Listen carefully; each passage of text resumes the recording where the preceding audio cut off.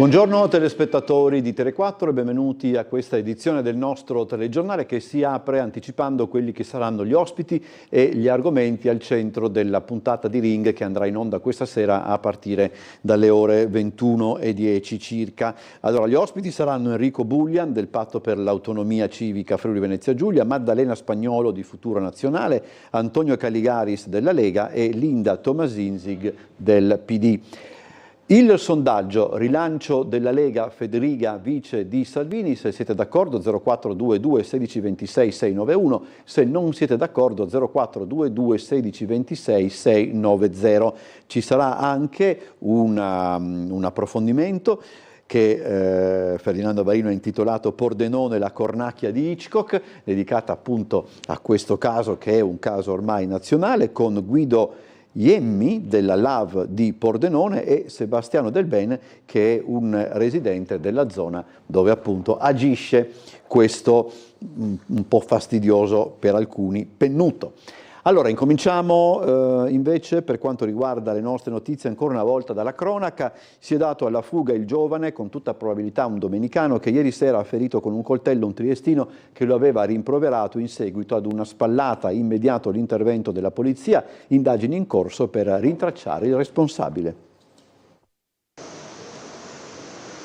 Momenti di paura ieri sera poco dopo le 19:30. Il luogo via Giulia, all'esterno del civico numero 3. Un triestino riceve una spallata da un'altra persona, straniera, probabilmente di origine domenicana, sui 20 anni. Facile concludere si tratti di un maranza in evidente stato di alterazione alcolica, la quale, dopo essere stata rimproverata, per tutta risposta tira fuori un coltello ed infilza la vittima fra il braccio e la spalla, per poi fuggire. Immediato l'intervento di 2 pattuglie della polizia che a sirene spiegate hanno raggiunto il luogo dell'accaduto. Gli agenti hanno interrogato i testimoni, laddove le ricerche in corso del responsabile faranno sicuramente affidamento sulle immagini registrate dalle telecamere di sorveglianza presenti sul posto. La vittima per fortuna ha riportato ferite definibili superficiali, ma una volta di più il fatto riaccende l'attenzione su un ulteriore episodio di microcriminalità che non può non preoccupare. 2 donne si sono azzuffate in un bar di Piazza Garibaldi e durante la lite una delle 2 ha morso l'altra. L'episodio, l'ennesimo della zona, è avvenuto nella tarda serata di ieri. Dopo la segnalazione giunta all'112 sul posto sono arrivati gli agenti della squadra volante della questura assieme a personale sanitario del 118. Stando a quanto si apprende, la lite sarebbe scoppiata per futili motivi. Durante la discussione una delle 2 ha morso la vittima, appunto, dandosi poi alla fuga. Evidente lo stato di alterazione della donna aggredita. Dovremmo essere collegati, sì, con la sala operativa della polizia locale. Vediamo, no, non vedo, sono altre immagini, credo che non ci sia il collegamento, quindi no, c'è il... Ok, vabbè. C'è il commissario Del Gassi, sono stato tratto in inganno da altre immagini. Buongiorno commissario, buona giornata. Cosa ci racconta per quanto concerne viabilità e traffico cittadino? Buongiorno Bosazzi a lei e tutti i telespettatori, ma diciamo una giornata all'insegna della normalità abbastanza per quanto ci riguarda almeno. Fortunatamente niente accadimenti gravi, a parte un incidente con feriti in strada per Basovizza, ma comunque sembra niente di particolarmente serio. Numerose telefonate come sempre per informazioni, richieste per passi carrai, qualche cantiere, comunque non livelli extra rispetto al solito. Diciamo ci sono ancora dei lavori in corso per quanto riguarda le asfaltature. A tal proposito segnalo che la salita di Greta è aperta, manca solo un tratto di 50 metri, comunque è percorribile. Mi sento di dire con attenzione, c'è la segnaletica, ma mi rivolgo ai cittadini che transitano in quelle parti di stare attenti, perché la strada fresata può nascondere sempre delle insidie. Come ultime notizie abbiamo uno scavo urgente a Cegas in via commerciale nel tratto compreso tra il numero 128 e il numero 132.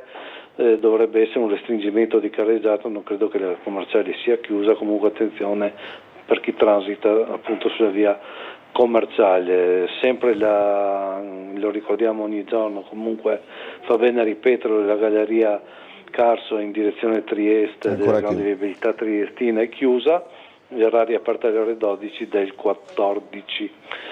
Come altre cose in nota non abbiamo, per domani c'è una alzabandiera in Piazza Unità, ci potrebbero essere orientamenti, c'è la giornata il 12 commemorativa, liberazione della città di Trieste, alzabandiera solenne alle 9:30 in Piazza Unità e poi ci sarà la bandiera solenne alle 17:30.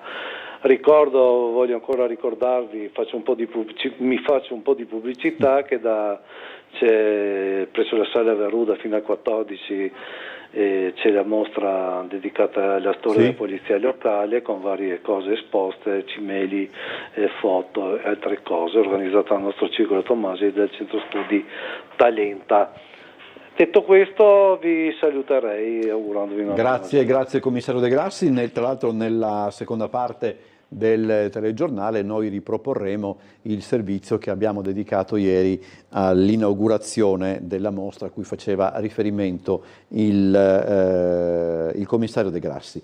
Ci occupiamo adesso del progetto Scintille. Oggi sono stati tratti i primi bilanci dell'iniziativa messa in atto dal Comune in seguito ad un finanziamento regionale. Al centro degli interventi l'applicazione del concetto di rigenerazione urbana.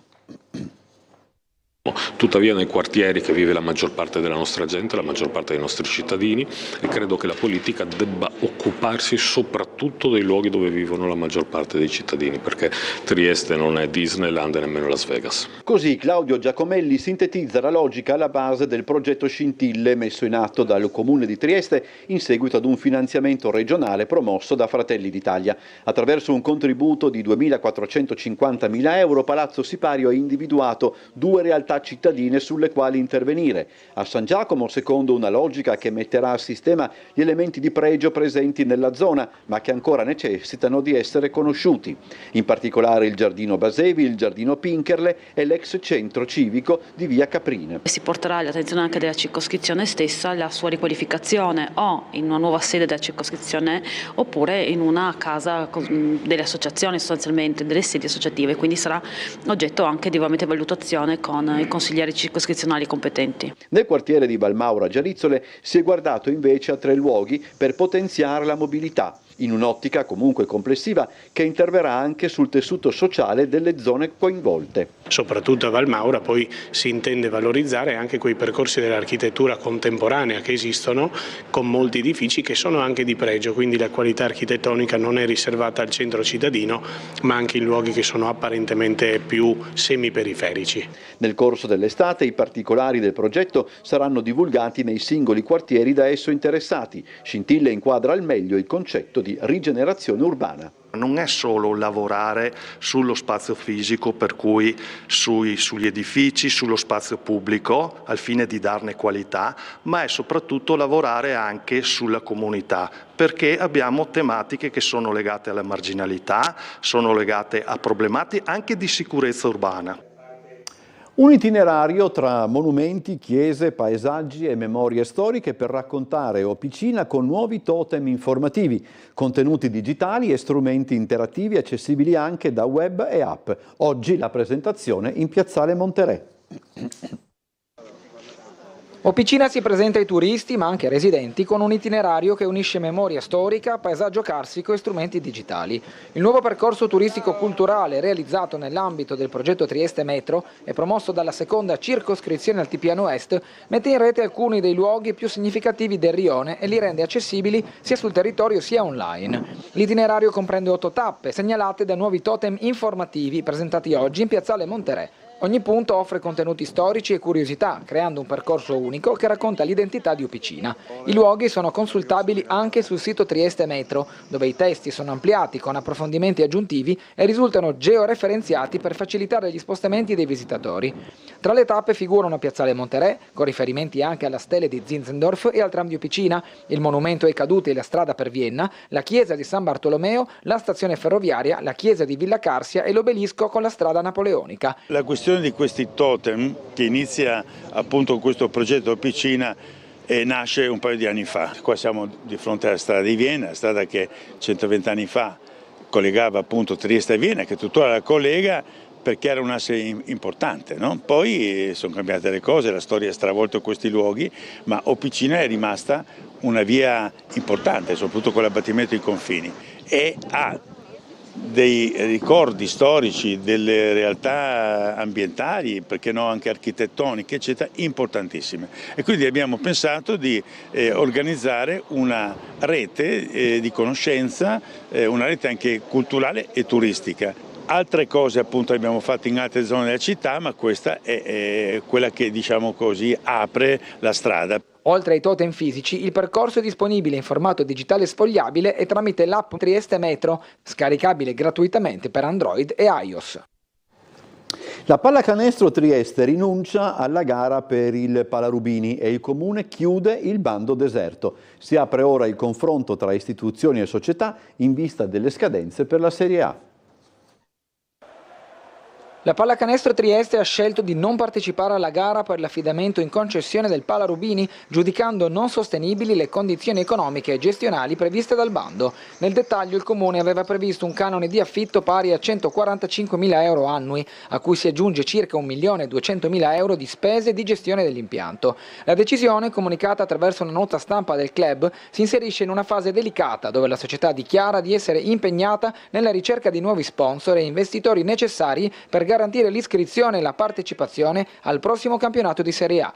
Parallelamente il Comune di Trieste in una propria nota ufficiale ha fatto sapere che la procedura di gara si è comunque conclusa con esito deserto alla scadenza fissata alle ore 10. Il municipio ha precisato che il bando è stato portato avanti nel rispetto degli obblighi normativi e dei tempi tecnici, anche in relazione alla scadenza del 26 giugno indicata dalla Lega Basket per la presentazione del titolo di disponibilità dell'impianto, evidenziando poi come l'assenza di proposte concrete da parte della proprietà abbia reso necessario l'espletamento della procedura, considerata un passaggio obbligato per garantire continuità gestionale e regolarità nell'utilizzo del palazzetto. Noi ovviamente come amministrazione comunale siamo sempre aperti a tutte le società e in questo caso anche a Pallacanestro Trieste, quindi insieme a loro andremo a percorrere tutte le strade possibili per trovare una soluzione e proprio in questa mattinata ho provveduto già a scrivere alla proprietà, al presidente Mattiasic e ovviamente al suo staff, affinché già all'inizio della prossima settimana,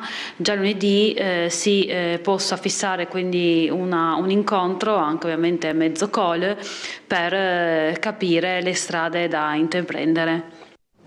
Possiamo fermarci adesso per la pubblicità e ritorniamo con altri servizi. Rimanete con noi, a più tardi, a tra pochissimo.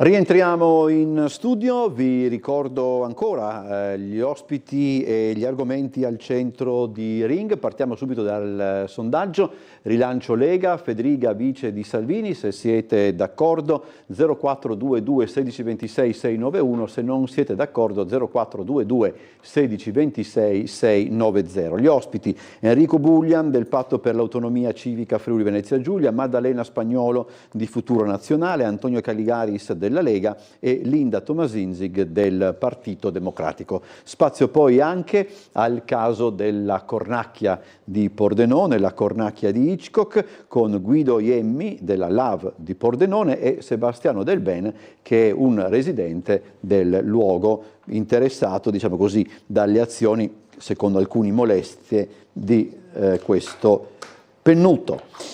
Allora, torniamo ad occuparci della Startec, l'azienda di componenti elettronici che a Trieste occupa oltre 300 lavoratori. Al tavolo sono emersi 2 nuovi potenziali investitori, ma restano le preoccupazioni di Regione e sindacati, vista la prossima scadenza degli ammortizzatori sociali. Perché oggi... Lavoratori Startec ancora sulla graticola, nonostante le novità emerse dall'incontro di ieri al Ministero delle Imprese, ovvero l'ingresso a breve di 2 nuovi partner che potrebbero portare liquidità e sviluppo di attività nel sito di Trieste. Si tratta di Multilane, azienda con sede a Dubai, di proprietà americano-libanese, e Soleto, società che si occupa di cablaggi del mondo delle telecomunicazioni. Novità che, secondo i sindacati, non sono ancora sufficienti per dire che il piano industriale sia sia stato rimesso in carreggiata. Garantite le retribuzioni di giugno, ma a fine mese è in scadenza il contratto di solidarietà. Purtroppo le certezze che ci aspettavamo dal tavolo di ieri non sono emerse in maniera chiara.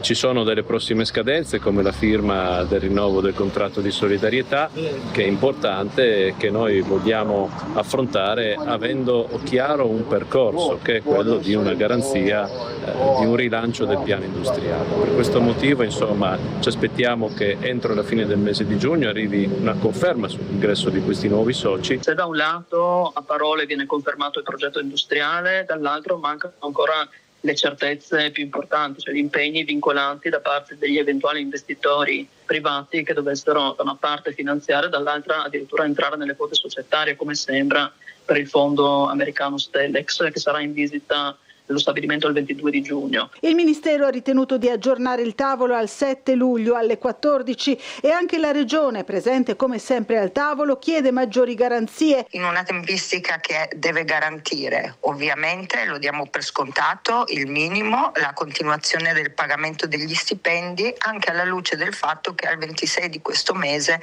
scade il contratto di solidarietà, per cui le organizzazioni sindacali devono avere correttamente, come le istituzioni, rassicurazioni sul fatto che effettivamente i 45 milioni necessari per far proseguire l'attività di Startec si stia lavorando per trovarli. Dalla possibilità di creare un'agenzia per la casa alla revisione degli alloggi ATER, la legge sull'abitare entra nel vivo della discussione in Consiglio regionale.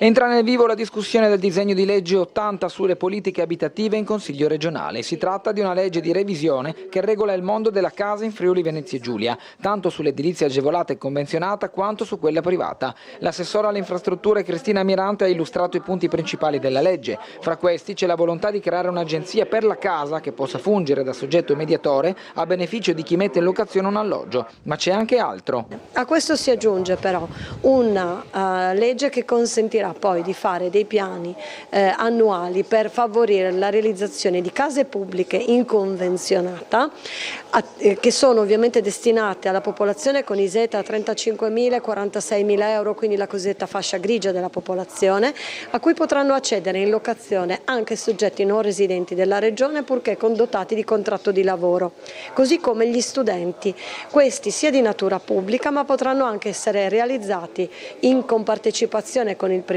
quindi fondi pubblici e privati, sia con i fondi tipo social housing, sia con attività innovative promosse dai comuni, sia con iniziative dei privati che possono godere di fondi pubblici attraverso i nostri bandi. Dall'opposizione c'è una tirata di giacca che punta a rafforzare gli interventi sulle ATER. Il tema delle ATER, noi abbiamo bisogno di rimettere in circolo i 5.000 alloggi attualmente non locati e per fare questo bisogna sia stanziare risorse per metterli a posto, per riattarli, ma anche per rinforzare la struttura delle ATER, che se no non si capisce come possono far fronte a quello che noi abbiamo definito un piano straordinario che doveva essere messo in campo dalla Regione.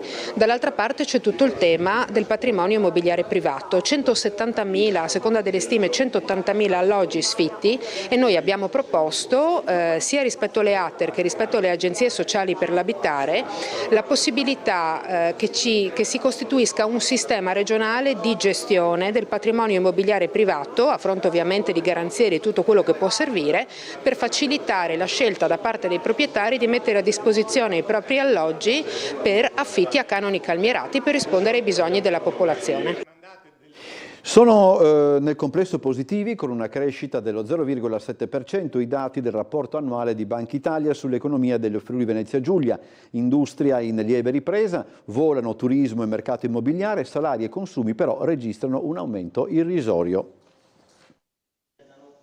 Cresce ancora l'economia del Friuli Venezia Giulia nonostante le tensioni commerciali provocate dai dazi americani e l'incertezza geopolitica. Nel 2025 il PIL regionale è aumentato dello 0,7%, ma la crescita è inferiore all'1% dell'anno precedente. È quanto emerge dal rapporto L'economia del Friuli Venezia Giulia presentata oggi a Trieste dalla Banca d'Italia. Il complesso positivo che è quello di una lieve crescita del prodotto regionale, 0,7%, abbiamo stimato, l'anno scorso era stato 1, l'1%, è un dato leggermente superiore a quello nazionale che è 0,5%. L'altro aspetto positivo è la ripresa del settore manifatturiero, che invece nei 2 anni precedenti era stato connotato da un calo del valore aggiunto e un calo anche dell'export. Quindi abbiamo anche una ripresa, una crescita delle esportazioni dell'1,9% in termini reali, al netto della cantieristica, che noi tendiamo a escludere perché ha delle fluttuazioni, cicli produttivi pluriennali che rendono un po' più complicata l'analisi. Banca Italia fotografa un'attività economica sostenuta soprattutto dalla domanda estera e dalla spesa pubblica, in particolare quella destinata agli investimenti, più 27,2%. Anche i redditi e i consumi delle famiglie sono cresciuti, sebbene in misura modesta, più 0,8%. Positiva la dinamica delle costruzioni, vola il mercato immobiliare residenziale con transazioni cresciute del 5,7% e i prezzi degli immobili saliti del 4,6%. La movimentazione di merci dei porti di Trieste e Monfalcone è cresciuta dell'1,8%. Mercato del lavoro che tiene su livelli sostanzialmente di disoccupazione frizionale. Nel settore dei servizi la crescita è un po' più eterogenea, il turismo è andato direi molto bene. Da vigili urbani a polizia locale. A Trieste, nella Sala Veruda, come ricordava prima il commissario De Grassi, è stata inaugurata la mostra dedicata al corpo municipale che si potrà visitare fino a domenica. Brava! Potrete anche rivivere la storia di Trieste vista dagli occhi di un agente di polizia locale, con compiti che cambiano, amministrazioni che cambiano, ma sempre con la stessa passione, la stessa vicinanza del cittadino. Da vigili urbani a polizia locale, storia di un corpo e della sua città. Inaugurata nella Sala Veruda in Piazza Piccola la mostra dedicata al corpo municipale, che sarà visitabile fino a domenica 14 giugno, dalle 10 alle 13 e dalle 17 alle 20.